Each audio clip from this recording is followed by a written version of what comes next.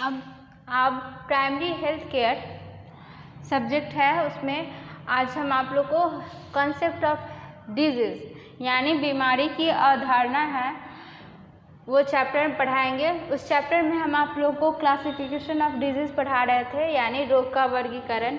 उसमें classification of disease में हम दो तरह का क्लासिफिकेशन बता दिए हुए थे, प्रभावित अंगों व तंत्रों के आधार पर, यानी इसमें था कि मतलब इसमें अंग प्रभावित होते थे, जैसे कि इसमें लकवा मारना उसमें बताए थे और हाथ पैर टूट फट जाना, कट जाना, वो हो गया क्या कहते हैं तंत्र व प्रभावित अंगों व तंत्रों के आधार पर बांटा गया था। फिर दूसरा था आपको रोग के संक्रमण के आधार पर।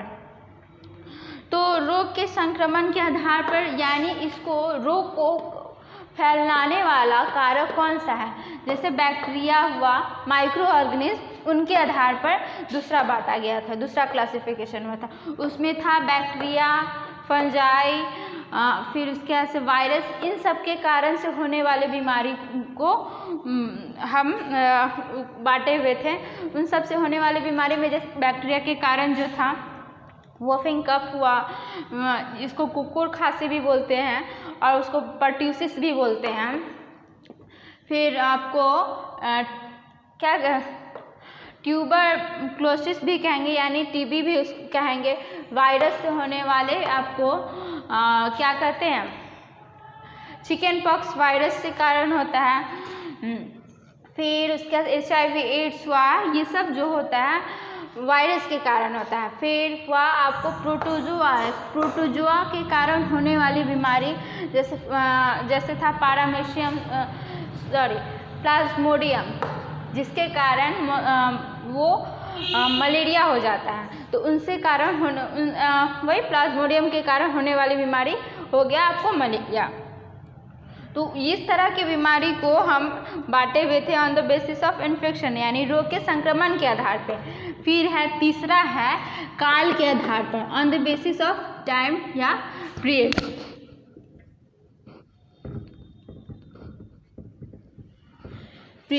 इसके अंतर्गत एक्यूट मतलब होता है तीव्र, जो तेजी से फैलता हो, तेजी से बढ़ता हो, फैला नहीं सॉरी, एक्यूट का मतलब जो बीमारी तेजी से बढ़ता हो उसको कहते हैं एक्यूट। तथा क्रोनिक का मतलब होता है दीर्घकालिक का मतलब वैसा रोग जो अत्यधिक समय तक रहे, उस रोग को हम क्रोनिक यानी दीर्घकालिक रोग कहते हैं। तो कह रहा है ये on the basis of time and period के आधार पर इसमें क्या होता है, एक्यूट और क्रोनिक रोग आते हैं। एक्यूट यानी तीव्र गति से होने वाले रोग और क्रोनिक मतलब दीर्घकालिक जो अत्यधिक समय तक रहे वैसे रोग आते हैं। उसमें जैसे हो गया कोलेरा बहुत ही जल्दी फैलने वाला रोग हो गया, डायरिया भी बहुत जल्दी फैलने वाला रोग हो गया। फिर हो गया आपको दीर्घकालिक में कैंसर है कि ये बहुत ही लंबे समय तक ये रोग होता है। पहले स्टेज में तो हम कैंसर के रोग के बारे में पता नहीं कर पाते, सेकेंड स्टेज में भी ठीक से नहीं पता हो पाता, थर्ड स्टेज में हम जाकर पता कर पाते हैं। तो ये बहुत ही काफ़ी लंबा समय मतलब खींच लेता है कैंसर, इसलिए ये दीर्घकालिक रोग कहलाता है। और 6 रोग भी काफ़ी लंबा समय खींच लेता है। फिर है चौथा में बीमारी की स्थिति के आधार पर, on the basis of illness, यानी उसका स्थिति कैसा है, वो हम उसका उपचार करा सकते हैं या फिर वो किस तरह का रोग है उसके आधार पर हम बीमारी को बांटे हैं। पहला है क्यूरेबल यानी उपचारीय का मतलब वो वैसा रोग जिसका हम उपचार किया जा सकता है, उसको हम कहते हैं उपचारीय यानी क्यूरेबल।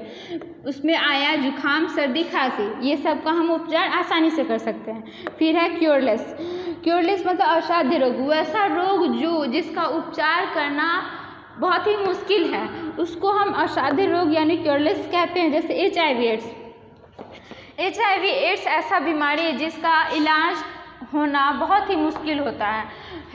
उसका इलाज अभी तक ढूंढा भी नहीं, पूरी तरह से ढूंढा भी नहीं गया है कि वो पूरी तरह से HIV एड्स के पेशेंट को हम ठीक कर सकें। तो ये एक तरह का असाध्य रोग है। फिर कैंसर का भी जो पूरी तरह, कैंसर भी ऐसा रोग है जिसका हम पूरी तरह से इलाज नहीं कर सकते हैं, ठीक है। फिर है मेजर। मेजर का मतलब वृहत, यानी बड़ा बीमारी, बड़ा तरह का बीमारी जो हुआ वो हो गया वृहत। इसमें कुष्ठ रोग हो गया, ठीक है। और फिर हुआ पीलिया, जॉन्डिस को कहते हैं। फिर है माइनर रोग, छोटा मोटा खांसी जो होता है, सॉरी छोटा मोटा रोग जो होता है उसको हम कहते हैं माइनर, यानी लघु बीमारी। इसमें खुजली हुआ, सर्दी जुकाम ये आता है। प्रोग्रेसिव मतलब होता है, 5वां में है प्रोग्रेसिव। प्रोग्रेसिव मतलब बढ़ने वाला रोग। ब्लड कैंसर हुआ, बढ़ सकता है, बढ़ते रहता है। एनीमिया, एनीमिया होता है खून की कमी से होने वाले रोग को एनीमिया कहते हैं। तो ये आपको प्रोग्रेसिव रोग में ये आ गया। अब 5 में फिर है on the basis of illness के बाद है उम्र के आधार पर होने वाले रोग। तो उम्र के आधार पर होने वाले रोग भी है, वो 3 तरह के होते हैं। पहला है कॉन्जेनाइटल डिजीज, यानी कॉन्जेनाइटल का मतलब होता है जन्मजात रोग, यानी जन्म के समय से ही उपस्थित जो रोग हो उसको हम कहते हैं कॉन्जेनाइटल डिजीज। कटे हुए होठ, इसको हम इंग्लिश में क्लेफ्ट लिप कहते हैं।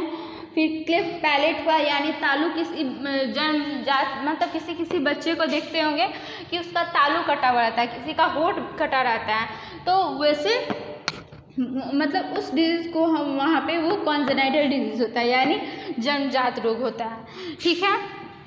फिर है उम्र के आधार पर शिशु में होने वाले रोग। छोटे बच्चे जो होते हैं उन लोग में जैसे डायरिया हो जाता है, निमोनिया हो जाता है, ये सब जो हुआ ये शिशु में होने वाले रोग हुआ। फिर तीसरा में वृद्ध में पाए जाने वाले रोग। तो उम्र जैसे जैसे उम्र बढ़ता है वैसे लोग का दृष्टि भी खराब हो जाता है, तो उनके उम्र के आधार पर वृद्ध में हो जाता है मोतियाबिंद, जैसे गेठिया। गेठिया मतलब पाँव में दर्द हो जाना, हाथ पैर में जोड़ में दर्द हो जाना, वो गेठिया कहलाता है। अब है इसके बाद है कि जो हमें बीमारी होते हैं वो हमको बीमारी फैलने का जो स्रोत जगह होता है वो कहाँ कहाँ से फैल सकता है, वो होता है बीमारी फैलने का जगह हुआ माउथ होता है। बीमारी फैलने का जगह माउथ हो गया, फिर स्किन से भी हो सकता है। फिर हम भोजन खाते हैं तो उस भोजन के द्वारा भी हो सकता है। फिर जानवरों के काटने से भी होता है।